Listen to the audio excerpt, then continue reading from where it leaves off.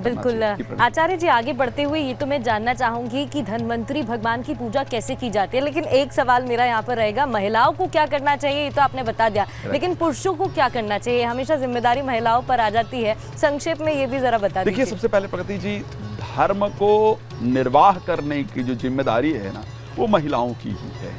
जो धर्म, वाकई में धर्म पत्नी कहा जाता है, धर्मपति आपने कभी भी नहीं सुना होगा। और इसी कारण से हमारे धर्म में, हमारे सनातन वैदिक धर्म के अंतर्गत हमेशा सीताराम उच्चारण किया जाता है, राधा कृष्ण उच्चारण किया जाता है। भगवान हनुमान जी को आशीर्वाद प्राप्त करना था, भक्ति का आशीर्वाद प्राप्त करना था, तो राम जी से पहले आशीर्वाद नहीं प्राप्त किया है। राम जी के चरणों में प्रणाम करते हुए हनुमान जी को कम दिखाया गया है, लेकिन आदिशक्ति माता जानकी के चरणों में प्रणाम करते हुए सुंदर कांड के अंतर्गत बड़ा सुंदर वर्णन, उसके बाद आकर के उन्होंने राम जी को प्रणाम किया, लेकिन आदिशक्ति को प्रणाम किया।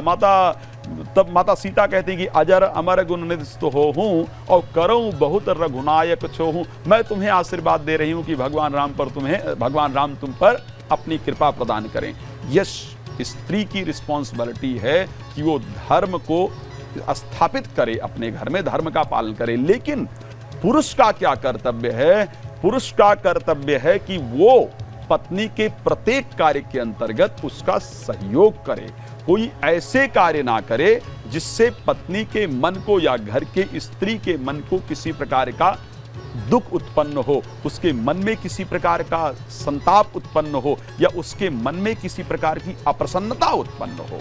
तो पुरुष को यह प्रयास करना चाहिए कि पत्नी प्रसन्न रहे, और पत्नी ये प्रयास करे कि लक्ष्मी जी प्रसन्न रहे, तो निश्चित रूप से घर में धन भी आएगा, आरोग्यता भी रहेगी और प्रसन्नता भी रहेगी। बिल्कुल, और शायद इसलिए बोलते हैं जिस घर की स्त्री खुश रहती है वो घर भी धनवान रहता है। बिल्कुल सत्य है। और ये सनातन धर्म की एक सुंदरता भी है। यमदेव की भी पूजा की जाती है, उसके बारे में ज्यादातर लोगों को नहीं पता होता, वो भी जरा बताइएगा। ये यमदेव की पूजा का विशेष नियम है, इस दिन यम के पूजा का विशेष नियम है, और यम के पूजा करने से ये खास करके उनके लिए है तो खैर सभी के लिए, लेकिन जिनके घर में चोट इत्यादि ज्यादा लगती रहती है, दुर्घटनाएं होती रहती हैं, एक्सीडेंट होता रहता है, या अकाल मृत्यु इत्यादि होती है, या भय बना रहता है, परिवार के मन में अशांति बनी रहती है, परिवार के मन में भय बना रहता है, तो ये जो बता रहा हूं ना, ये आपके लिए अमृत तुल्य काम करने वाला है।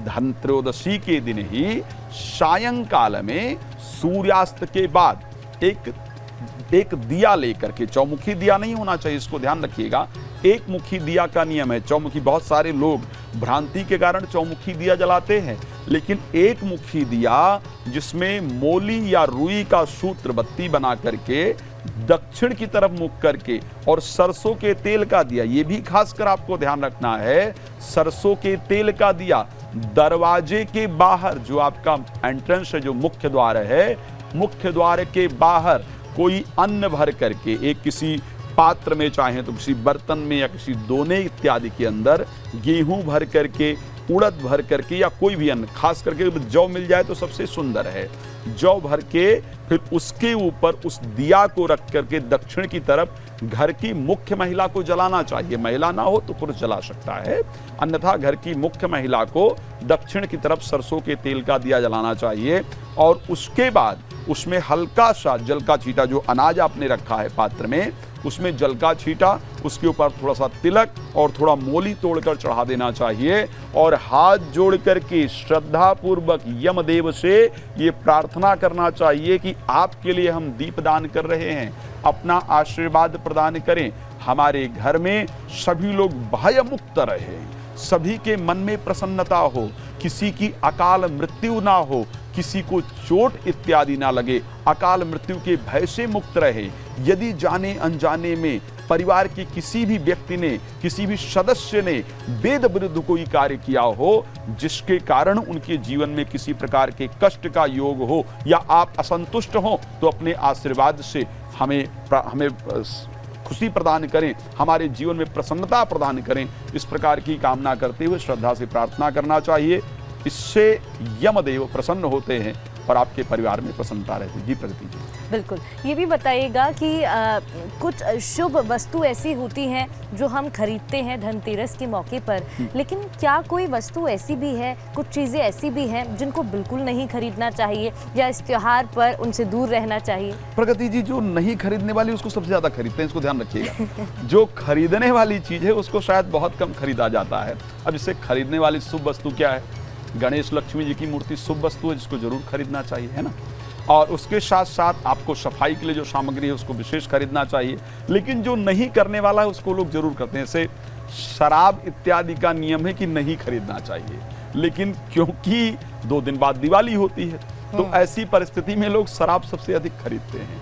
मांसाहार इत्यादि नहीं खरीदने का नियम है, लेकिन उसको लोग अधिक खरीदते हैं। जुआ इत्यादि नहीं खेलने का नियम है, लेकिन फिर भी देखा जाता है कि दिवाली या धनतेरस से लोग प्रारंभ करके जरूर खेलते हैं और वो शायद वर्ष भर उनको परेशान करता है। तो मुझे नहीं लगता है, शायद अनभिज्ञता हो सकती है या लोग जानबूझ करके भी करते हैं, लेकिन ये चीजें आपको स्पेशली नहीं खरीदना चाहिए। एक और चीज, चमड़े से बनी हुई कोई चीज को आपको नहीं खरीदना चाहिए। लोहे से बनी हुई किसी चीज को आपको नहीं खरीदना चाहिए। तो ये सारी चीजें हैं जिनको नहीं खरीदना। देखो आप क्या कर रहे हैं, ये कितना सुंदर दिन है, ये बड़ा साधारण दिन नहीं है। ये वो मास है, ये वो तिथियां हैं जब भगवान राम का आगमन अयोध्या में हुआ था। ये वो समय है जब भगवान विष्णु अमृत स्वरूप कलश लेकर के उत्पन्न होते हैं। ये वो समय है धन्वंतरी के स्वरूप में। ये वो समय है जब आदिशक्ति माता लक्ष्मी का प्राकट्य होता है। इस समय को हमको एंजॉय करना चाहिए, भगवान को वेलकम करने का समय है। और उस समय जाकर के आप नशे के समय धुत रहते हैं। मान लिया जाए कि आपके घर पे कोई आता है और आप नशे में धुत हैं, तो क्या वो आपके घर में कोई आएगा? तो हम यहाँ तो भगवान का आवाहन कर रहे हैं। तो इन सब चीज़ों को प्रगति जी मुझे लगता है नहीं खरीदना चाहिए। बिल्कुल, और मुझे उम्मीद है आपने जितनी भी चीज़ें बताई हैं वो हमारे दर्शकों को भी समझ आएगी और वो इसका पालन भी करेंगे, अपना त्योहार शुभ मनाएंगे। बहुत बहुत शुक्रिया आचार्य जी आपका तमाम जानकारी के लिए। आप सभी को धनतेरस के त्योहार की हार्दिक शुभकामनाएं।